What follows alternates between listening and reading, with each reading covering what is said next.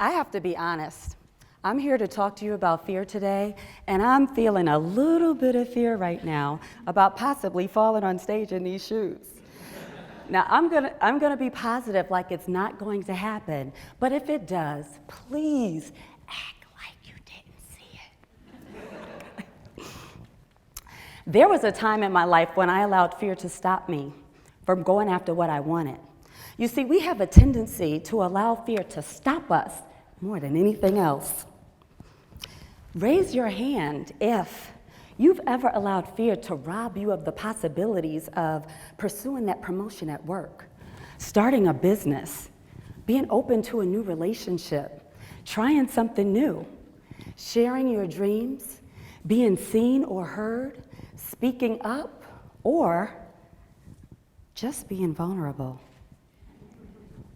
Have you ever allowed fear to make you regret not following through, missing out, or not taking a risk? Anyone?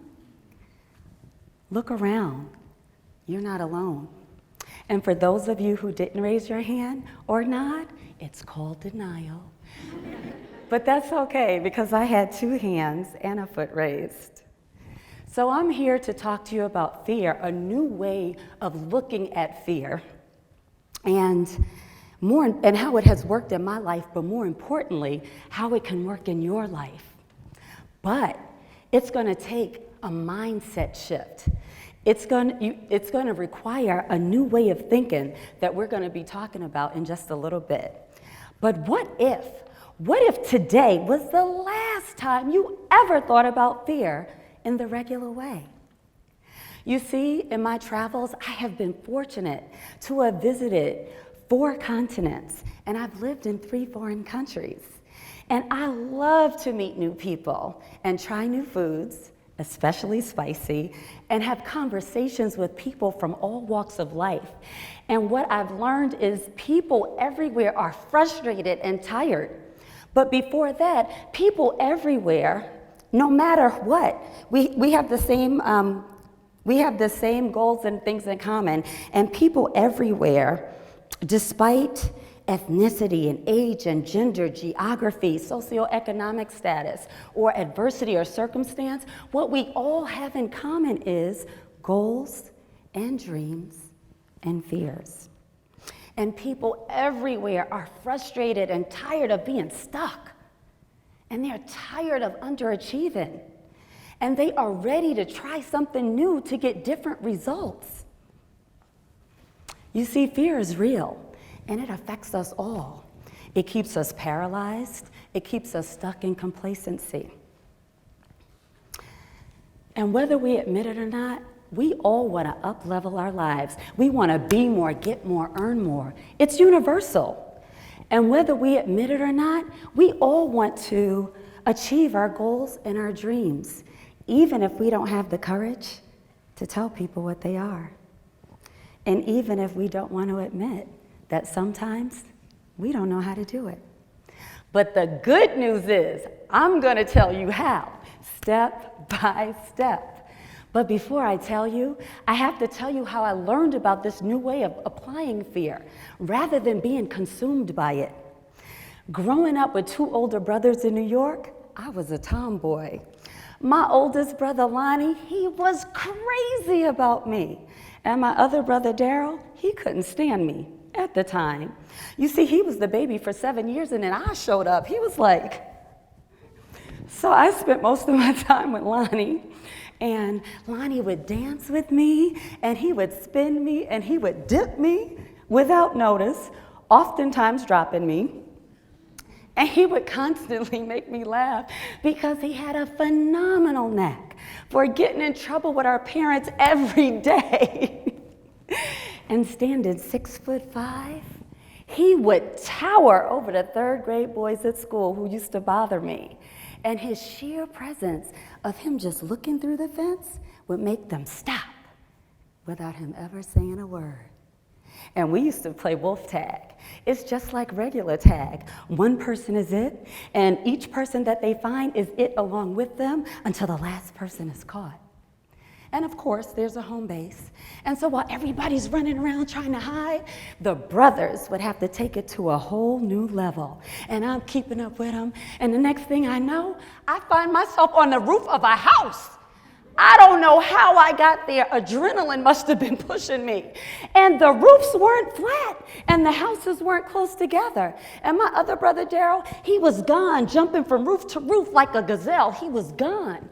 And then Lonnie, he would jump and then casually turn around and say, come on, as if we were just crossing the street. And I was thinking, what? Are you crazy? What if I fall? Ouch. And even worse, what if our parents find out? Double ouch. And as if that wasn't enough, the homeowners who heard footsteps on their roof, they would be coming out shortly, and I did not want to find out how they would respond. And Lonnie said, focus, you got this. But the only thing that I could focus on was the hair standing up on the back of my neck. And my heart beating so fast and so loud, it felt like and it sounded like it was beating outside of my chest. I was terrified. And there was no time for a conversation or debate or thinking or finding excuses. So in a millisecond, I had to stop from focusing on the potential fall, and I had to start focusing on the leap. And so I held my breath. In 3, 2, 1, I forced myself. I made it. Whew. And leap after leap, I realized that the fear in my head and the fear that I felt was worse than what it actually was. And so now fast forward to scorching hot August of '88, and I find myself in Toledo, Spain, a small town outside of Madrid. I'm doing study abroad. And while I'm there,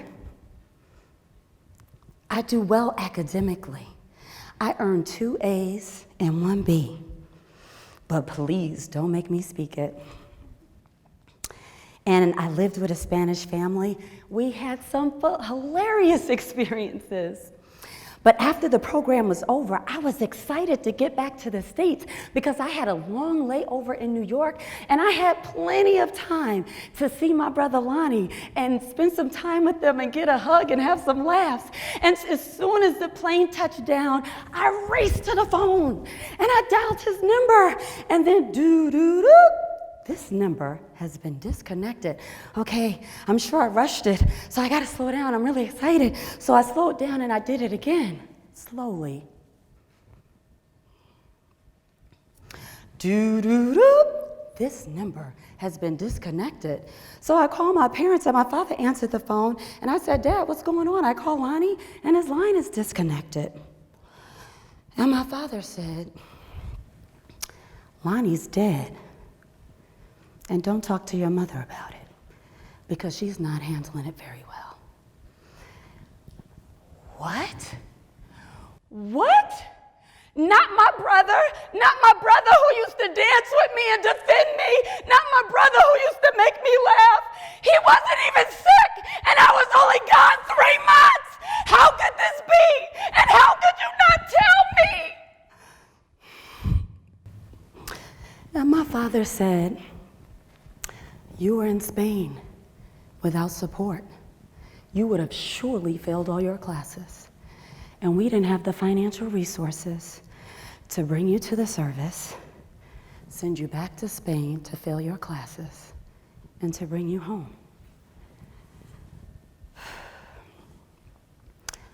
I think I was in shock. I know I was crushed. And it took a long time to process, because Lonnie wasn't only my brother, he was my best friend. And it took some time, but then I realized that Lonnie wouldn't want me sad, not one more second. As a matter of fact, he would want me to learn from this. And what I learned was time is precious and not promised. And you should go after your dreams with a sense of urgency. So to honor Lonnie, I started remembering all the fun and crazy times. And I committed to celebrating and up-leveling my life, because Lonnie didn't get to.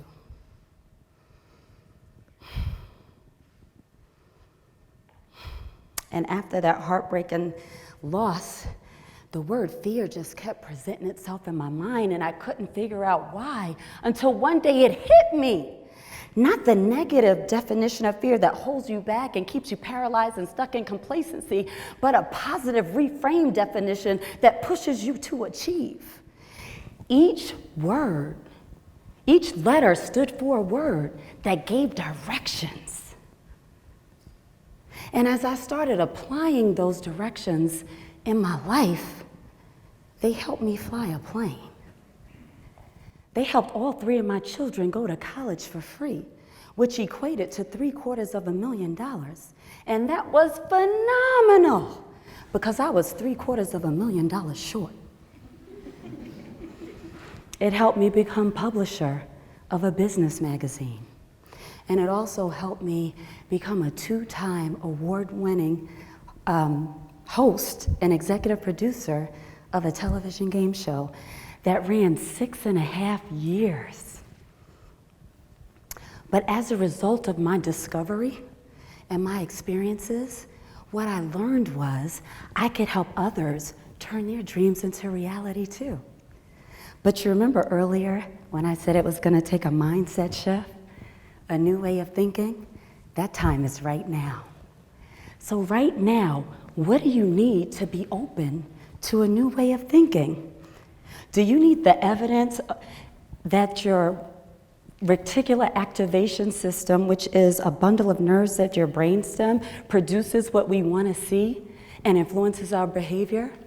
Or do you need to know that, do you need a challenge or a personal invitation to implement a mindset shift?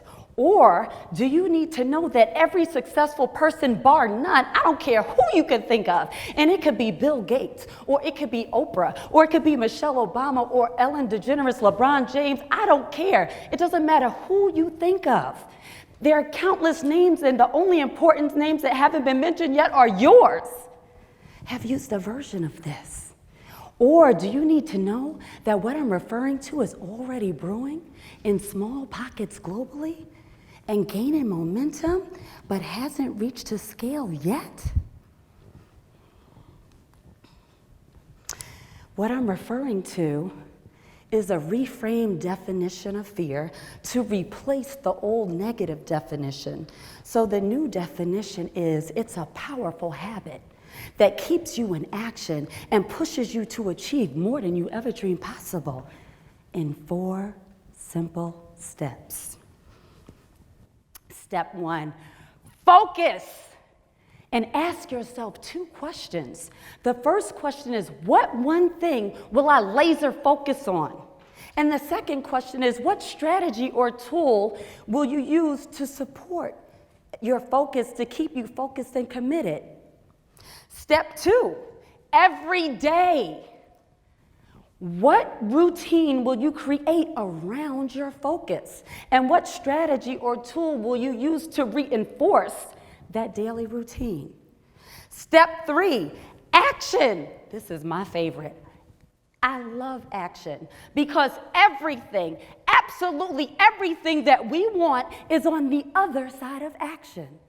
We can hope and dream and plan, and it's all meaningless until we do something about it. Take action steps. Action is the antidote for fear. And you ask yourself, what steps will I execute and action steps will I take towards my dream? And what tool and strategy will I use to remain in action? Step 4, relentlessly. How do I maintain a positive attitude of perseverance no matter what? And what tool or strategy will I use to reinforce that positive attitude of perseverance?